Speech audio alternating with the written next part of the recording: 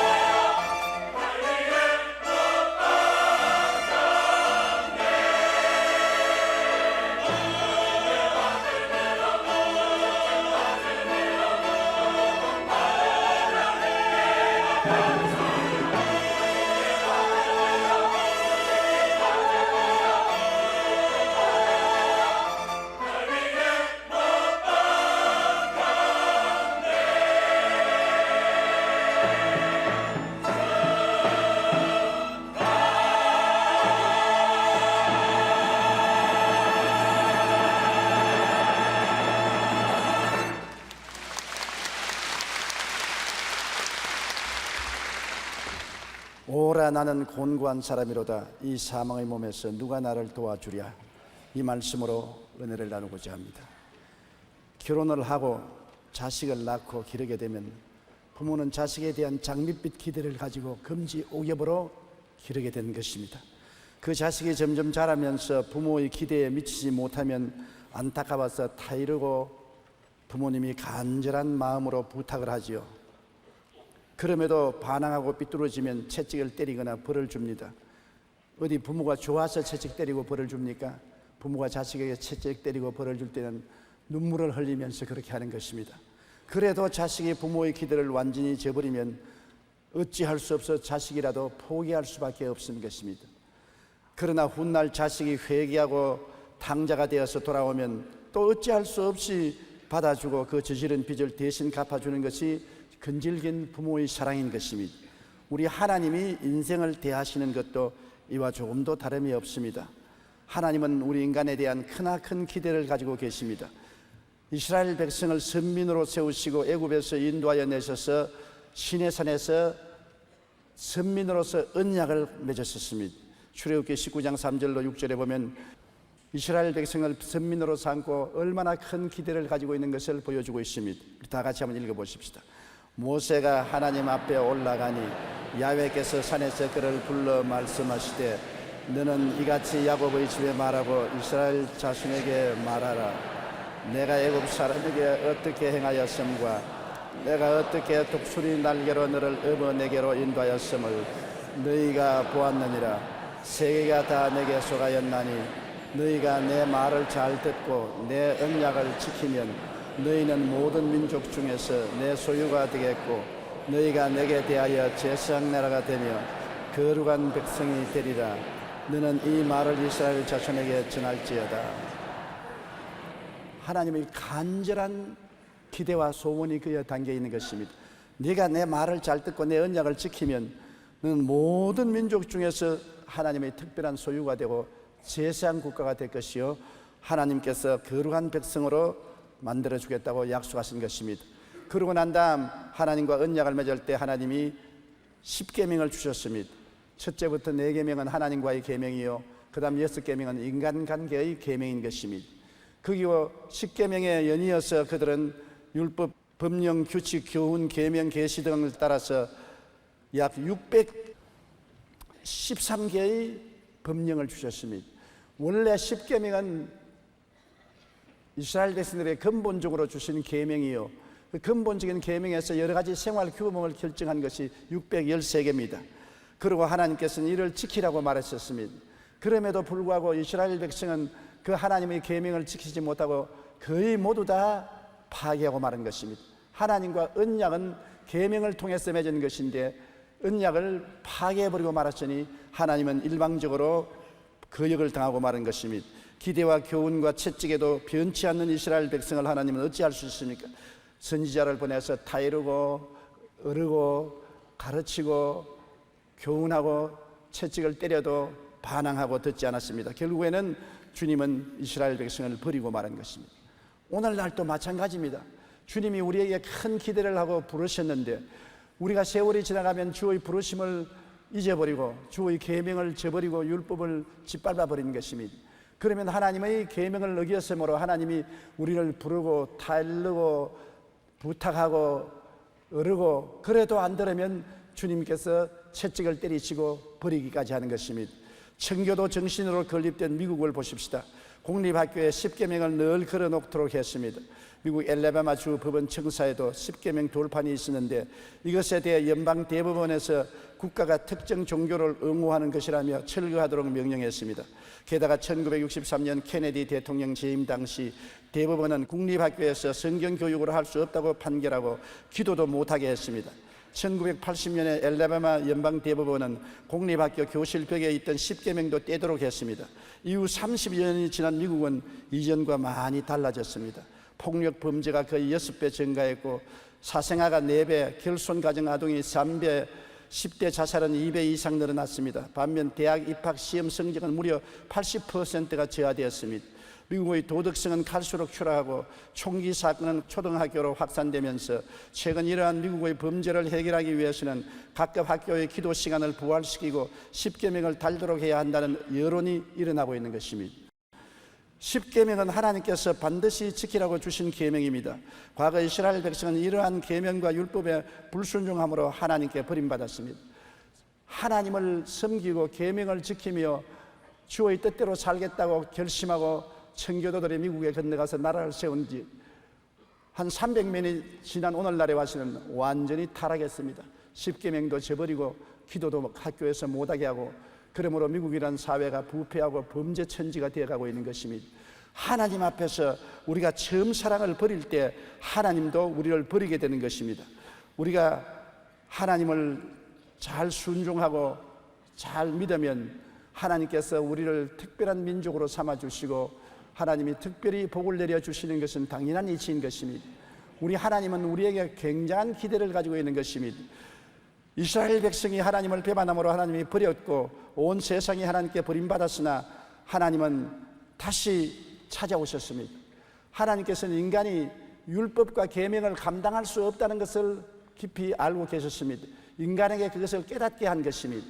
아버지가 아래층에서 위층으로 서재를 옮기는데 책을 갖다 놨는데 어린 아들이 함께 책을 날라주었습니다. 그런데 아버지가 2층에서 책을 정돈하고 있는데 아래층에서 어린 아이의 비명소리가 들려서 뛰어나가 보니까 도저히 자기가 걸머질 수 없는 사전을 안고서 사전에 깔려 들어 누워서 고함을 치고 있는 것입니다. 사전을 들 수 없으니까 아무리 동기가 좋아서 사전을 2층으로 가져가려고 해도 사전에 깔아 문대해지는 것입니다. 우리가 율법이 좋은 것도 알지만은 아무리 율법을 지키려고 해도 아담과 하와가 타락한 이유로 죄악의 부패가 너무나 심하기 때문에 율법을 지킬 힘이 없습니다. 율법이 나쁜 것도 아니고 계명이 나쁜 것도 아닌 것입니다. 다 옳고 선한 것입니다. 그러나 우리는 죄 아래 팔렸기 때문에 율법을 지킬 힘이 없는 것입니다. 우리가 어릴 때 자랄 때는 학교 갔다 오면 지게를 지고 논밭에 일을 하러 갔었습니다. 저는 어릴 때 어른들이 지게에 잔뜩 짐을 많이 걸머진 것이 부러웠습니다. 그래서 저희 지게에 어른처럼 잔뜩 벼를 많이 쌓아놓고서 일어서려다가 영락없이 꼬부라졌습니다. 왜 어른들은 짊어지는데 나는 못 지느냐? 나는 짐을 질 만한 힘이 없었기 때문에 짐에 눌리는 것입니다. 하나님은 타락하지 않은 인간들은 능히 지킬 수 있는 계명과 율법을 주셨습니다. 그러나 타락한 사람은 죄의 부패로 말미암아 율법을 지킬 힘이 없습니다. 힘이 없는데 짊어지라고 하니까 모두 다 쓰러질 수밖에 없습니다. 성경은 의인은 없나니 하나도 없다고 말한 것입니다. 이스라엘 백성이 하나님의 선민이 되어서 율법과 계명을 받았지만은 그들이 짊어지겠다고 약속을 했지만은 짊어지지 못하고 다 쓰러지고 낭패를 당하고 말한 것입니다. 그러므로 로마서 7장 14절로 24절 보면 우리가 율법은 신령한 줄 알거니와 나는 육신에 속하여 죄 아래 팔렸도다. 내가 행하는 것을 내가 알지 못하노니 곧 내가 원하는 것은 행하지 아니하고 도리어 미워하는 것을 행함이라.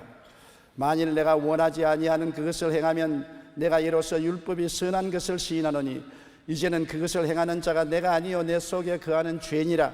내 속 곧 내 육신에 선한 것이 거하지 아니한 줄을 아노니 원함은 내게 있으나 선을 행하는 것은 없노라. 내가 원하는 바 선은 행하지 아니하고 도리어 원하지 아니하는 바 악을 행하는도다. 만일 내가 원하지 아니하는 그것을 행하면 이를 행하는 자는 내가 아니요 내 속에 거하는 죄니라.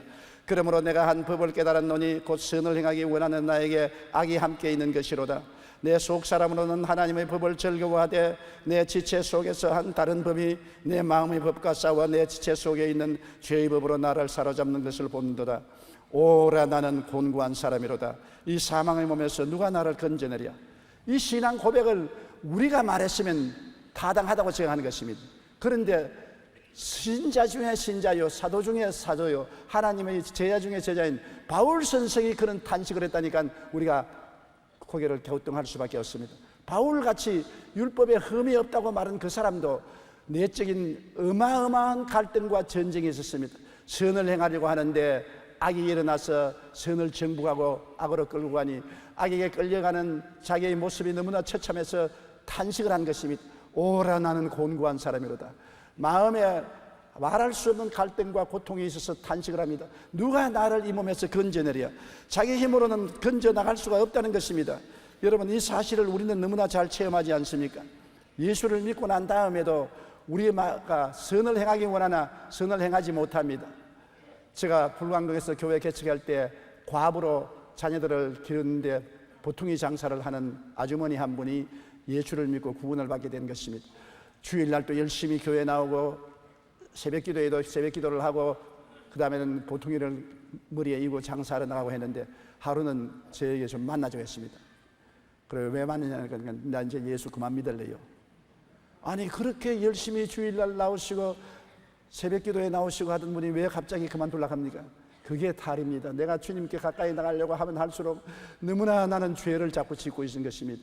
예수 모를 때는 죄를 지어도 편안했는데 이제 예수님을 알고 난 다음 죄를 지으니까 너무 괴로워서 견딜 수가 없습니다. 그러므로 장사해서 자식들 다 길러놓고 죽기 전에 예수 믿겠습니다. 그래서 내가 자매님께 말했습니다. 자매님, 예수 믿기 전에는 죄에 완전히 끌려가기 때문에 죄의 포로가 되어서 선한 것을 알지 못함으로 편안했으면 예수 믿고 난 다음에 영혼이 살아나니까 육체의 죄악에 저항하니까 고통스럽게 시작하는 것입니다. 예수 믿는 생활에는 뭐냐? 마음에 고통이 있을 동안에 믿는 것입니다. 죄에 저항하고 죄와 싸우기 때문에 갈등이 있고 고통이 있는 것이지, 안 믿는 사람은 그런 갈등이 없습니다. 그러므로 계속 죄와 싸우고 계속 기도하고 계속 찬미하고 나가는 것이 우리 신앙생활이니 낙심하지 말고 교회를 계속 나오십시오. 그래서 그러면 죄를 지고 또 회개하고 죄와 싸우면서 나와야 되나요? 그래도 나와야 됩니다. 우리가 오염된 세상에 사는 동안에 병균이 우리 몸에 안 다가올 수 없습니다. 병균이 돌아오면 몸속에 있는 면역체가 싸워서 이겨야 되는 것입니다. 병균이 온다고 해서 밖으로 출입 못하면 어떻게 하겠습니까? 그러므로 계속 우리는 회개하고 성령께 의지해서 싸워야 되는 것입니다. 그는 그래서 그 이후에 열심히 교회에 나오고 자식들도 다 하나님께 복을 받아 잘된 것을 제가 보았습니다. 속사람과 겉사람, 영과 육신의 싸움은 우리 사람에게만 있습니다. 짐승은 영혼이 없기 때문에 본능적으로 살고 고통이 없습니다. 그러나 우리 사람은 하나님의 형상과 모양대로 지음받았기 때문에 특별히 예수 믿지 않은 사람은 몰라도 예수를 믿고 영혼이 살아난 사람은 육신과 갈등이 벌어지는 것입니다. 육신의 정욕, 안목의 정욕, 이성의 사랑은 우리를 죄악과 세상으로 끌어가려고 하는데 우리 속사람은 하나님께로 나아가기를 원합니다. 대결이 됩니다. 선과 악의 싸움이요, 광명과 흑암의 싸움이요, 성령과 마귀의 싸움이 우리의 마음속에서 계속되는 것입니다. 우리에게 일어나는 이 선악의 싸움은 죽을 때까지 강도 차이는 있지만은 언제나 계속하는 것입니다. 예수 믿는 사람들은 그리스도 안에서 한없는 평화와 기쁨을 누리지만은 그러나 육신 가운데 있는 죄악과 세속으로 말미암아 끝없이 싸우는 것입니다. 그 싸움이 젊을 때는 더 많지만은 나이를 먹어서 신앙이 깊어지면 점점 승리 쪽으로 기울어지므로 싸움이 쉽지만은 그러나 싸움이 전혀 없는 것은 아닙니다. 이 땅에 있을 동안에는 선한 싸움을 싸워야 되는 것입니다. 바울 선생은 그가 간증하기를 내가 선한 싸움을 싸우고 달려갈 길을 다 달려가고 믿음을 지켰다고 말한 것입니다. 여러분, 싸움이 없는데 왜 싸웁니까? 달려갈 길을 다 달려갔다는 왜 자랑을 합니까? 끝까지 싸워서 이겼다는 것입니다. 믿음을 지켰다는 건 뭡니까? 믿음을 빼앗길 위기가 많이 있었으나 빼앗기지 않고 지킨 것을 하나님께 감사한 것입니다. 율법은 선을 요구하나 육신의 지배당한 속사람이 선을 행하려고 해도 육신에 짓눌려서 선을 행할 수가 없습니다. 그렇기 때문에 공고한 사람이지요. 몇 해 전 언론에서 우리나라의 성인 5명 중 1명이 알코올 중독자며 마약 중독자 수는 30만 명 이상일 것이라고 발표했습니다. 살인범 중에 남자의 85%, 여자의 40% 정도가 범행 당시 술에 취해 있었다고 말했습니다. 술과 마약은 처음엔 쾌감을 주지만 후에는 양심을 마비시키고 인격을 중독시키어 결국 파멸로 이끌어갑니다. 한 알코올 중독자는 이렇게 고백했습니다. 아무리 술을 먹지 않으려고 마음으로 노력하고 결심해도 술이 엄청난 유혹과 욕망을 이길 수가 없습니다. 근대 정신의학의 아버지인 프로이드 박사는 담배로 인해 몸에 이상이 생겨서 의사가 금연하도록 권고했으나 결국 특별암으로 35번이나 수술하고 아래택을 완전히 드러내게 되었습니다. 아무리 훌륭한 정신의학 박사라 할지라도 담배의 유혹 앞에서는 한없이 무력할 수밖에 없는 것입니다. 바울 선생도 그러므로 죄악의 유혹 앞에 도저히 감당할 수 없는 갈등을 느꼈기 때문에 오라 나는 곤고한 사람이로다 그와 같이 탄식했습니다. 아무리 의지력이 강하다 할지라도 자기 힘으로는 죄악의 유혹을 이길 수가 없고 뿌리칠 수가 없다는 사실을 한 번에 깨달을 수 있는 것입니다. 한 사람이라도 완전히 율법을 지킨 사람이 있나요? 의인은 없나니 하나도 없다고 말한 것입니다. 여러분, 속 사람과 그 사람의 싸움은 끝없이 계속되는 것입니다. 영국의 작가 스티븐슨이 쓴 지길 박사와 하이드라는 소설이 있습니다. 한 독리에 훌륭한 의사 선생님이 있었습니다. 지길 박사라는 것입니다. 사랑 많고 동정심이 많고 인자하고 과부와 고아를 돌보고 사회에 큰 공헌을 세워서 사람들이 다 존경하고 성자로 여겼습니다. 그런데 그 독리에 문제가 생겼어요. 하이드라는 흉악범이 밤마다 설칩니다. 강간, 살인, 방화, 강도짓을 합니다. 그래서 독리 사람들이 평안하지 못해서 모여서 결심을 하고 이 하이드를 잡기로 작정했습니다. 어느 날 밤에 보안관의 총성 소리가 들리고 하이드를 잡았다는 소문이 나자 독리 사람들이 하이드를 구경하기 위해서 다 와서 그 가면을 벗겨 보니까 너무나 깜짝 놀라게 그가 바로 지길 박사였습니다. 그렇게도 낮에는 착하고 성자다운 지길 박사가 밤에는 흉악한 하이드라는 범죄인이 되었던 것입니다. 이 소설을 통해서 스티븐슨은 인간의 실상을 파헤친 것입니다. 우리가 밖으로 보기에는 한없이 선하고 착한 사람 같지만은 속에는 모두 다 범죄를 할 수 있는 하이드가 숨어 있다는 것입니다. 모든 사람은 이중인격자인 것입니다. 지길 박사가 있는가 하면 하이드가 같이 사는 것입니다. 지길 박사가 이길 때는 훌륭한 성자로 보이고 하이드가 이길 때는 악한 자가 되고 마는 것입니다. 이러한 마음의 분열과 마음의 고통이 많은 사람이 다 가지고 있는 것입니다.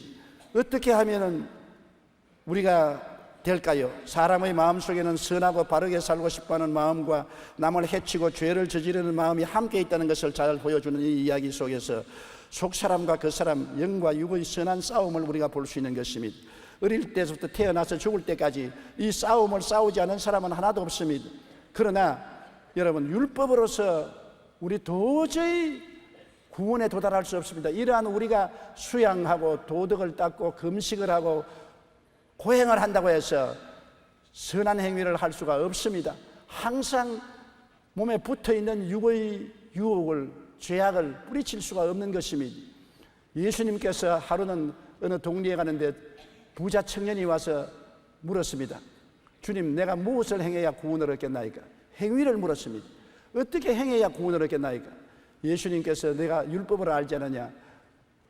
주님께서 그렇게 말하니까 청년이 무슨 율법입니까? 내 부모를 공경하라, 살인하지 말라, 간음하지 말라, 도둑질하지 말라, 내 이웃을 거짓 증거하지 마라, 내 이웃을 내 몸처럼 사랑하라 하였나니라. 아, 그건 내가 어릴 때부터 다 지켰습니다. 주님께서 가만히 바라보시고, 너가 정말 온전케 되기를 원하거든 집에 가서 너희 살림을 다 팔아서 가난한 사람에게 나누어 주고 너는 빈손을 들고 나를 따르라. 그러면 구원을 받고 내 제자가 될 것이라니까 깜짝 놀랐습니다. 어떻게 내 재산 다 팔고서 빈손 들고 따라올 수 있냐? 고개를 설렁설렁대면서 슬퍼하면서 떠나갔습니다. 왜 주님께서 이렇게 강한 말씀을 하셨습니까? 그가 행위로서 구원받겠다고 했으니까요. 무엇으로 구원을 받을 수 있습니까? 이렇게 해서 믿음으로 구원받으라 하실 것인데 무엇을 행해야 구원을 얻겠습니까? 하니까 십계명을 행하라. 행하지도 못하면서 행했다고 위선을 하니까 그러면 가장 어려운 행위로 너희 살림을 다 팔아서 나를 따라오라고 그렇게 말한 것입니다. 이처럼 예수님께서는 우리가 행위로 구원받지 못하는 것을 알고 계십니다.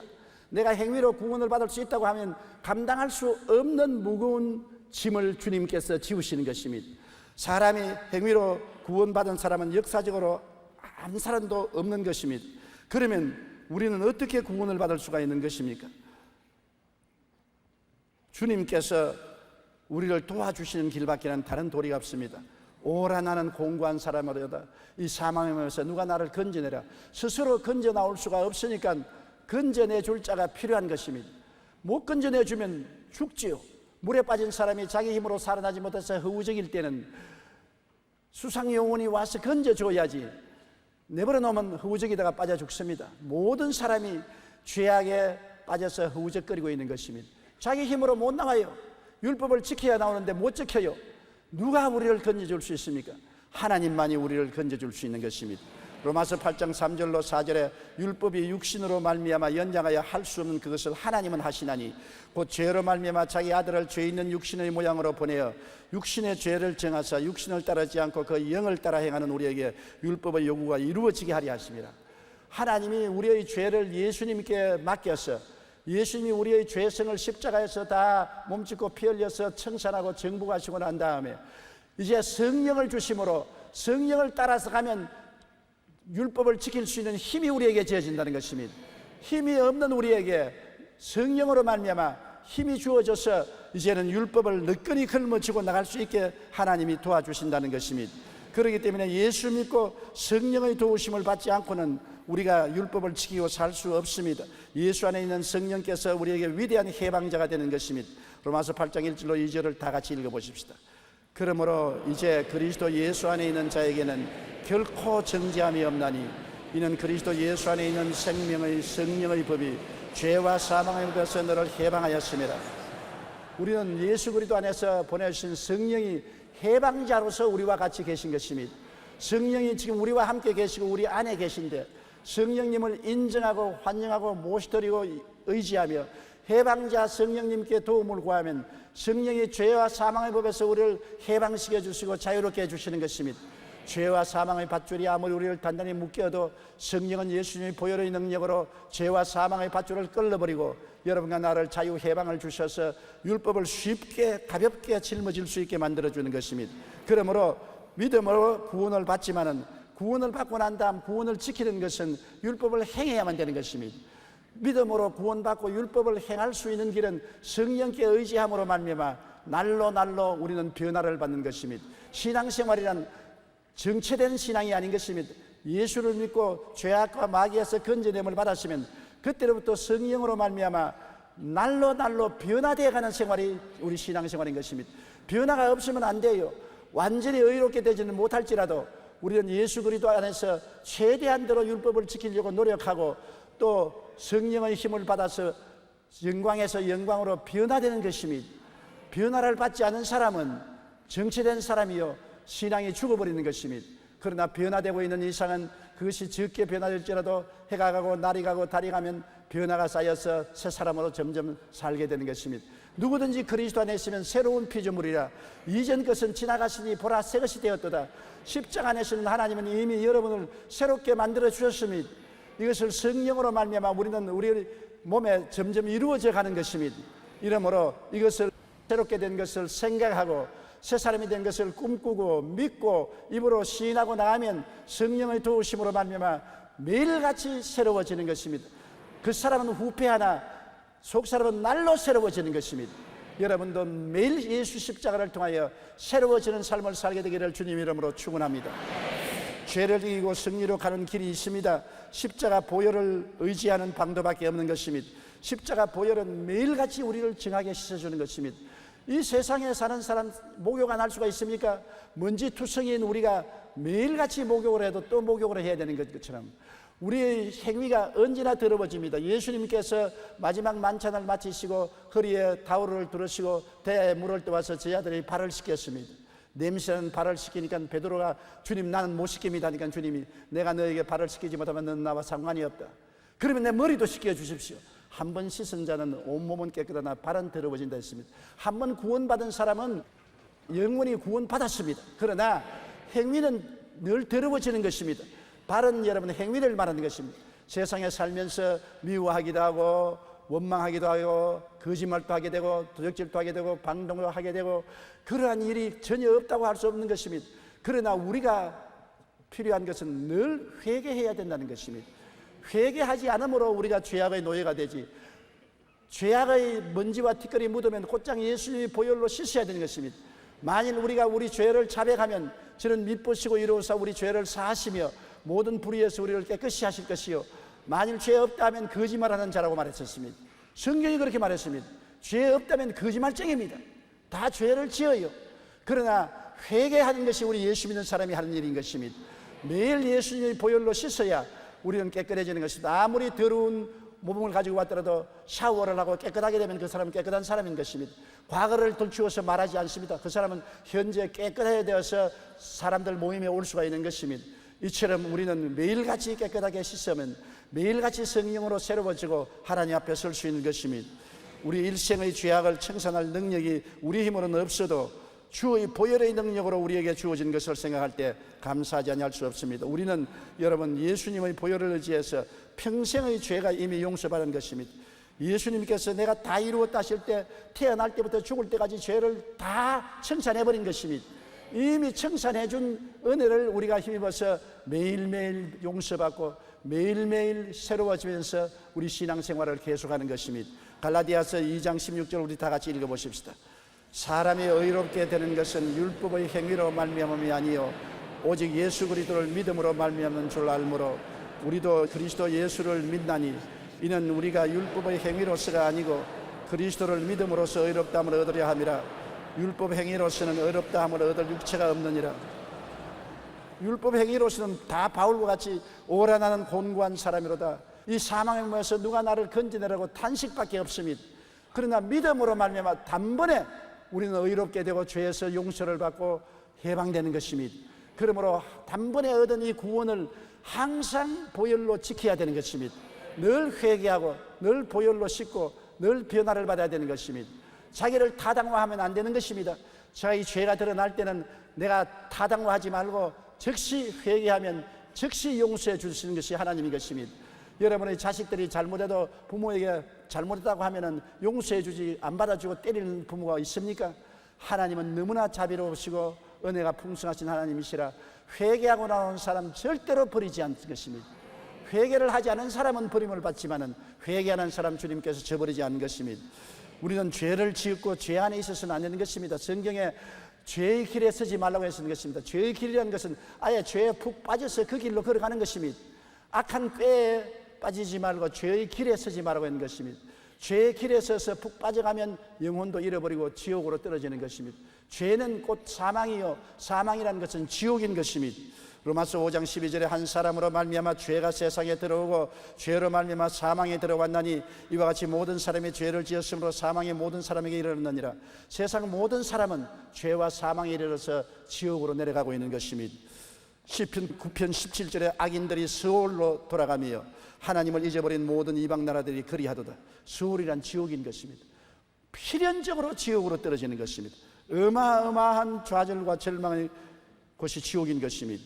우리가 오직 이기는 길은 예수님의 대신 죽어 갚아주신 우리의 사망의 빚을 그리스도의 보혈로 청산한 것입니다.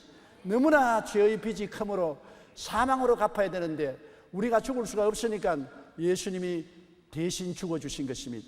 예수님이 우리 대신하여 십자가를 걸머지심으로 우리는 그 대가로 말미암아 용서와 의와 영광을 누리게 된 것입니다. 그러므로 에베소 1장 7절에 우리는 그리스도 안에서 그 은혜의 풍성함을 따라 그 피로 말미암아 속량껏 죄사함을 받았느니라. 행위로 죄사함 받은 것 아닙니다. 예수님의 피로 죄사함을 받은 것입니다. 에베소 2장 4절로 5절에 긍휼이 풍성하신 하나님이 우리를 사랑하신 그 큰 사랑을 인하여 허물로 죽은 우리를 그리스도와 함께 살리셨다고 말한 것입니다. 예수 죽음 내 죽음, 예수 무덤 내 무덤, 예수 부활 내 부활, 예수 성천 내 성천, 예수님이 우리와 같이 되어서 우리의 죄를 대신 다 청산하시고 죽었다가 우리와 함께 부활하셔서 천국에 올라가신 것입니다. 그러므로 그리스도의 은혜를 힘입어서 우리도 용서와 의를 받고 구원을 얻어 이미 그리스도 안에서 천국에 앉아 있는 것입니다. 우리가 천국에 가는 날까지 이미 믿음으로 하나님 앞에서는 천국에 이미 앉아 있는 것이므로 그 자리에 우리가 들어가게 되는 것입니다. 예수님의 보혈을 항상 찬송해야 되고 그 다음에는 말씀을 늘 의지해야 승리하는 것입니다. 요한복음 15장 3절에 너희는 내가 일러준 말로 이미 깨끗하여졌다고 말한 것입니다. 말씀은 우리를 씻는 물인 것입니다. 보혈도 우리를 씻고 말씀도 우리를 깨끗하고 거룩하게 만드는 것입니다. 말씀을 늘 들어야 되는 것입니다. 아이고 내가 설교 들어도 한 길로 듣고 한 길로 다 잃어버리는데요. 잊어버려도 좋습니다. 샤워할 때 물이 여러분을 씻고 난 다음에 몸에 남아있지 않습니다. 다 하수구로 흘러가 버립니다. 그러나 여러분은 깨끗해지는 것입니다. 말씀이 여러분의 귀를 통해서 들려서 밖으로 나갈 때는 여러분의 죄를 끼워 나가는 것입니다. 그러므로 보혈로 씻고 말씀을 듣고 읽고 묵상함으로 여러분이 깨끗함을 얻을 수가 있는 것입니다. 그리고 성령을 인정하고 환영하고 모시드리고 의지할 때 성령은 여러분을 영광에서 영광으로 변화받게 되는 것입니다. 어린아이가 자라는 모르지 않아요. 그러나 1년이 지나고 난 다음 안 보던 일가 친척이 1년 만에 보면 와, 너 많이 자랐구나 그럽니다. 부모들은 늘 같이 있기 때문에 자란 줄 모르지만은 이웃 사람이 오랜만에 보면은 자란 것을 알 수 있듯이 우리가 늘 같이 있으니까 신앙이 자라는 건 모르지만은 다른 사람이 나중에 오랜만에 와보면 우리가 그리스도의 성품을 많이 닮아서 변화된 것을 알 수 있는 것입니다. 성령과 함께 살면 성령으로 말미암아 변화되는 것입니다. 디도서 3장 3절로 7절에 우리도 전에는 어리석은 자요 순종하지 않은 자요 속은 자요 여러 가지 정욕과 행락의 종로로 단 자요 악독과 투기를 일삼은 자요 가정스러운 자요 피차 미워한 자였으나 우리 구주 하나님의 자비와 사람 사랑하심이 나타날 때 우리를 구원하시되 우리가 행한 바 의로운 행위로 말미암지 아니하고 오직 그의 긍휼하심을 따라 중생의 씻음과 성령을 새롭게 하심을 주셨나니 우리 구주 예수 그리스도로 말미암아 우리에게 그 성령을 풍성히 부어주사 우리로 그의 은혜를 힘입어 의롭다 하심을 얻어 영생의 소망을 따라 상속자가 되게 하리 하심이라고 하는 것입니다. 성령이 와서 우리를 새롭게 해주시는 것입니다. 우리가 매일매일 영도 마음도 몸도 생활도 새로워지는 것은 성령의 역사로 그렇게 되는 것입니다. M.R.D. 한 박사는 율법과 은혜에 대해서 아주 간략하게 7가지로 표현했습니다. 첫째로 율법은 가장 선한 사람도 정죄하지만 은혜는 가장 악한 사람도 구원한다. 둘째, 율법은 죄의 삭은 사망이라고 말하지만 은혜는 하나님의 선물은 영생이라고 말한다. 셋째, 율법은 죄의 빚을 갚으라고 하지만 은혜는 이미 죄값은 지불했다고 말한다. 넷째, 율법은 죄를 깨닫게 하지만 은혜는 죄로부터 구원을 받게 한다. 다섯째, 율법은 돌에 새겼으나 은혜는 마음에 기록되었다. 여섯째, 율법은 두려움을 가져오지만 은혜는 화평과 확신을 가져준다. 일곱째, 율법은 복종을 강요하지만 은혜는 순종하는 능력을 준다. 율법 아래서 우리는 죄인이요 마귀의 종이었으나 은혜 아래서 우리는 믿음으로 의인이며 하나님의 자녀가 된 것입니다. 우리는 하나님의 사랑하심과 예수 그리스도의 은혜 아래 이제 성령님께 의지하여 변화의 변화를 받고 살아야만 하는 것입니다. 누구든지 그리스도의 이름을 부르는 자는 구원을 얻으려고 하는 것입니다. 아담의 자손들 중에서 죄를 짓지 않은 사람은 없고 사망에 이르지 않은 사람은 없습니다. 날이 가고 달이 가면 점점 지옥이 가까워지고 지옥으로 떨어지고 난 다음에는 다시 나오지 못합니다. 엄청난 고통과 괴로움의 구렁텅이로 떨어지는 것입니다.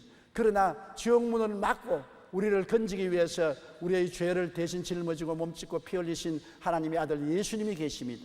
예수님은 우리의 일생의 죄를 청산하시고 우리 대신 십자가에서 못 박여 죽으시고 무덤에 들어가시고 사흘 만에 부활해서 승천하셨습니다. 수많은 제자들이 예수님의 부활을 보고 체험했습니다.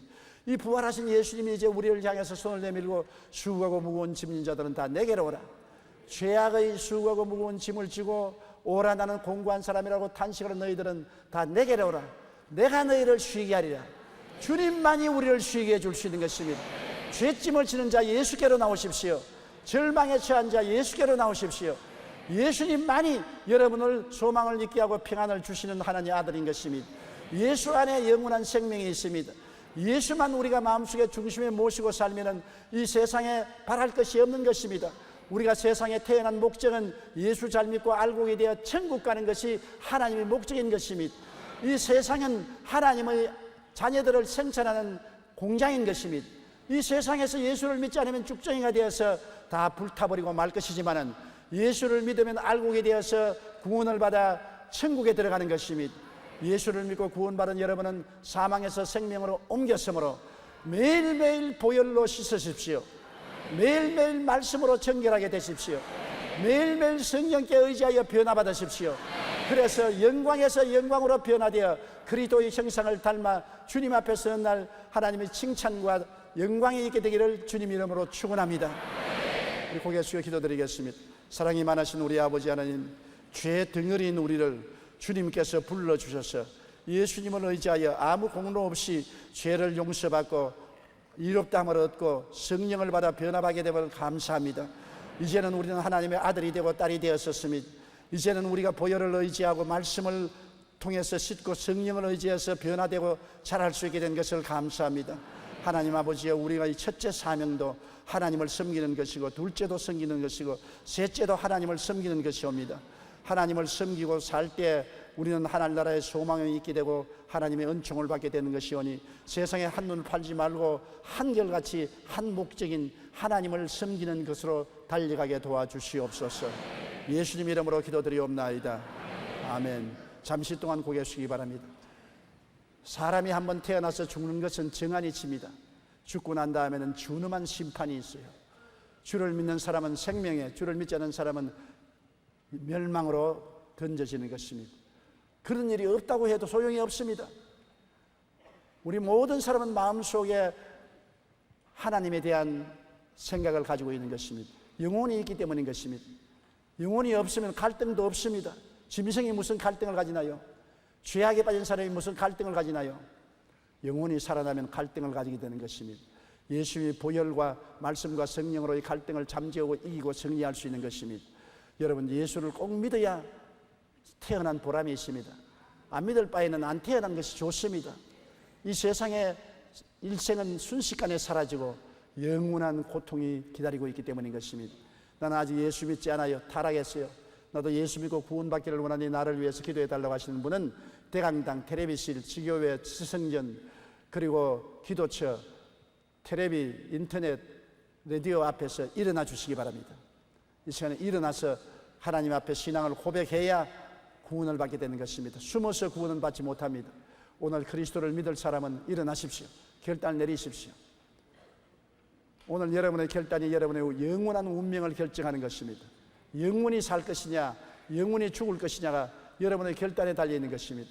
엄청난 결단을 해야 되는 것입니다.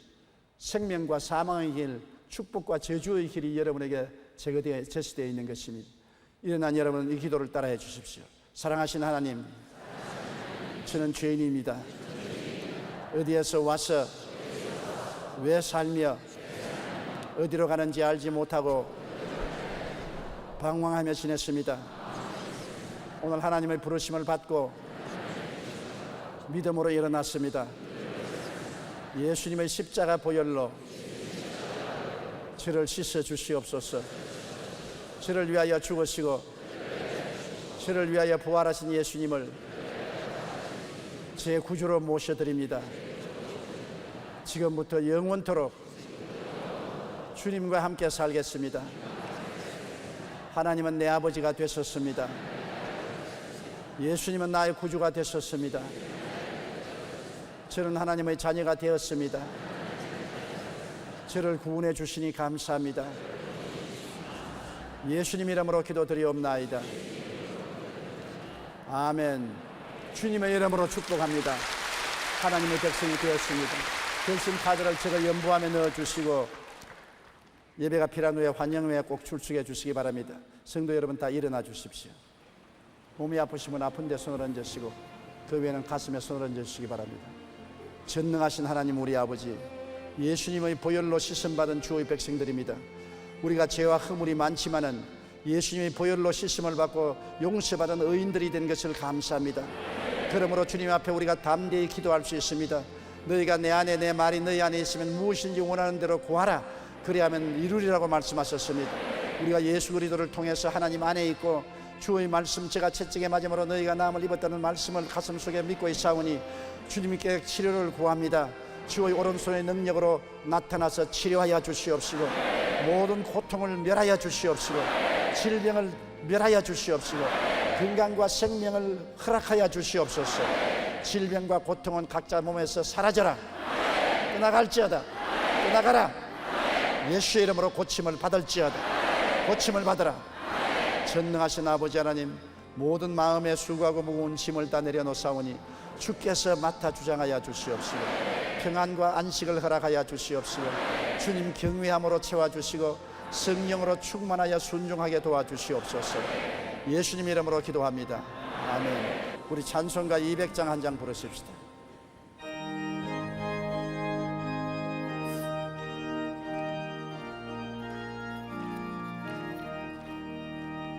주의 피로 이룬 샘물 참 깊고 넓도다. 구원하는 그 신능력 다 찬송할지라.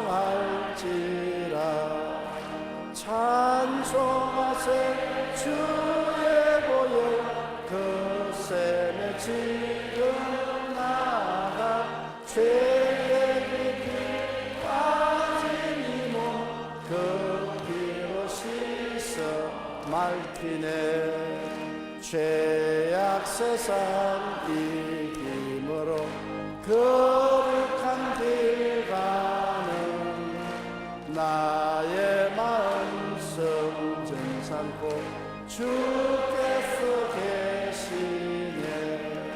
찬송하세 주의 보혈 그 샘에 지금 나아가 죄의 깊이 빠지니 못그 피로 씻어 맑히네.